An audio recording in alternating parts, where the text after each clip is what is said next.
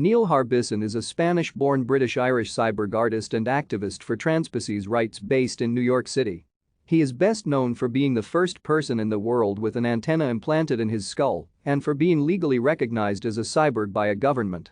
His antenna sends audible vibrations through his skull to report information to him. This includes measurements of electromagnetic radiation, phone calls, and music, as well as videos or images which are translated into audible vibrations. His Wi-Fi-enabled antenna also allows him to receive signals and data from satellites. Since 2004, international media has described him as the world's first cyborg or the world's first cyborg artist. In 2010, he co-founded the Cyborg Foundation, an international organization that defends cyborg rights, promotes cyborg art and supports people who want to become cyborgs.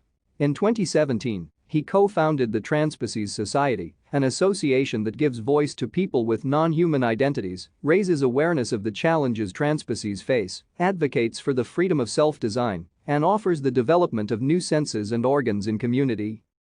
Harbisson is the son of a Spanish mother and a Northern Irish father. Thank you for watching. Like and subscribe if you would like to view more of our videos. Have a nice day.